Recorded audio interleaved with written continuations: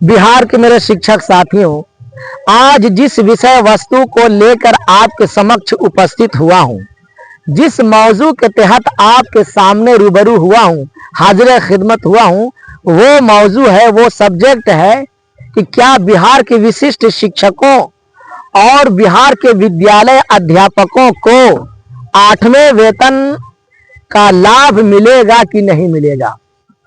तो इस पर हम कोई तबसरा करेंगे या चर्चा करेंगे। इससे पहले हम चाहेंगे कि आज आप मेरे चैनल जाफर अली जमुई को सब्सक्राइब कर दीजिए प्लीज।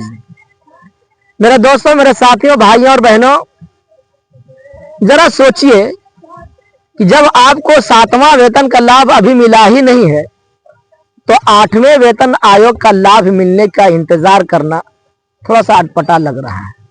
लेकिन आपको याद होगा और याद है और जानते भी हैं कि विशिष्ट शिक्षक नियमावली और विद्यालय अध्यापक नियुक्ति नियमावली दोनों एक ही जैसा है। अगर हम ये कहें कि दोनों एक ही सिक्का का दो पहलू है, एक हेड है एक टेल है, एक विशिष्ट शिक्षक है एक विद्यालय अध्यापक है, तो कोई गलत बात नहीं होगी।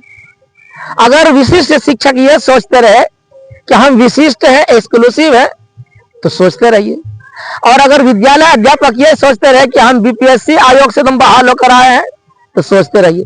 विद्यालय अध्यापक, जरा आप सोचिए, हम आपसे एक बात पूछना चाहते हैं कि आपका ग्रेड पे क्या है, आपका स्केल क्या है? कुछ नहीं। विशिष्ट शिक्षक से पूछते हैं कि आपका ग्रेड पे क्या है, आपका स्केल क्या है? कुछ नहीं।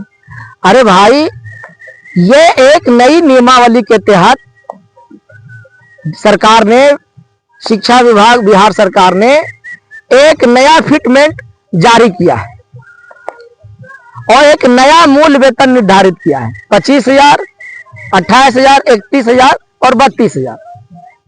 ठीक, अगर कोई विशिष्ट शिक्षक है, पहले से पढ़ा रहे हैं, तो वेतन संरक्षण का लाभ उनको दिया जा रहा है। जिस वेतन पर वो उठा रहे थे पहले नियोजित शिक्षक के रूप में, वही वेतन नहीं मिलेगा आपको, उससे कम नहीं मिलेगा, वही मूल वेतन रहेगा। इसके तहत वेतन संरक्षण का लाभ मिला, लेकिन 7वें वेतन आयोग का लाभ मिलेगा कि नहीं मिलेगा विशिष्ट शिक्षकों को और हमारे विद्यालय अध्यापकों को, अभी ये अंधकार में है, अभी ये भविष्य के गर्भ में है। मेरे दोस्तों, मेरे भाइयों, इस पर मेहनत करने की जरूरत है, अपनी आवाज बुलंद करने की जरूरत है, अपना अनुरोध पेश करने की जरूरत है, इस पर सजग रहने की जरूरत है। हालांकि हमारा शिक्षा विभाग बिहार हमेशा कर्मठ एवं दयालु रहा है। देर हो सवेर हो अलग बात है, लेकिन हम लोग का हक हुकूक के लिए हमेशा वो फिक्रमंद रहे, चिंतित रहे और समय समय पर जहां तक हुआ मुनासिब बढ़ चलकर वो हमेशा सहानुभूति पूर्वक देने का प्रयास किए और दिए हैं।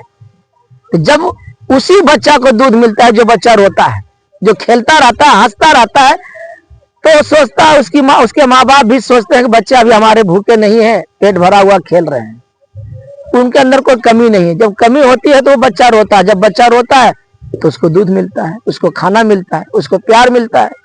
मेरे दोस्तों, आप अपनी कमी को, आप अपनी कमजोरी को, या कहिए आप अपने परेशानी को अपने अभिभावक तक, अपने विभाग तक पहुंचाते रहना होगा। तो मिलकर जो हमारे विशिष्ट शिक्षक हैं, जो मेरे विशिष्ट शिक्षक हैं, अगर अकेला रहते हैं तो एक होंगे, और अगर उसके साथ विद्यालय अध्यापक लग जाते हैं तो 1 पर 1 11 भी हो जाएगा और जीत की निशानी भी आप बन जाइएगा। इसलिए मिलजुल कर इसका प्रयास कीजिए। 7वें वेतन आयोग के तहत जो 8वां वेतन में जब हम जाएंगे, 8वां वेतन का लाभ लेने के लिए हमको 7वें वेतन में शामिल करना होगा।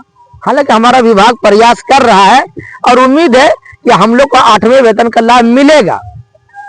जैसे केंद्र सरकार 8वें वेतन के लिए मंजूरी देगी सरकार, जब केंद्र सरकार 8वें वेतन आयोग को मंजूरी देगी तो सारे केंद्रीय कर्मचारियों को इसका लाभ जब मिलेगा, तो राज्य सरकार भी इसके लिए, हमारा शिक्षा विभाग भी अपनी सिफारिश के लिए वित्त विभाग को भेजेगा और उम्मीद है कि कोई रास्ता निकलेगा, और रास्ता निकलने के बाद, चूंकि आप विषय शिक्षक हो या विद्यालय अध्यापक हो, राज्यकर्मी हैं, सरकार के कर्मचारी हैं, तो जब राज्यकर्मी है तो कुछ न कुछ राज्य सरकार हमारे लिए अच्छा सोचेगी और रास्ता निकालेगी, और 8वें वेतन आयोग का लाभ जरूर से जरूर हम लोग को मिलेगा और लाभान्वित होंगे। यही आशा है, यही उम्मीद है।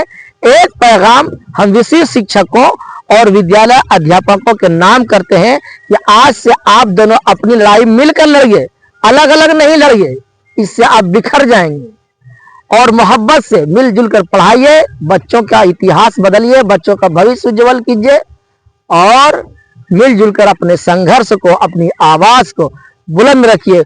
उम्मीद है कि 8वें वेतन आयोग का लाभ हम दोनों के लिए, विशेष शिक्षकों के लिए और विद्यालय अध्यापकों के लिए लाभान्वित करेंगे। मेहनत बहुत ही पक्की है, तस्वीर बदल जाएगी। मेहनत बहुत ही पक्की है, तस्वीर बदल जाएगी। इंशाअल्लाह एक रोज हम लोगों की तकदीर बदल जाएगी। शुक्रिया, थैंक्स।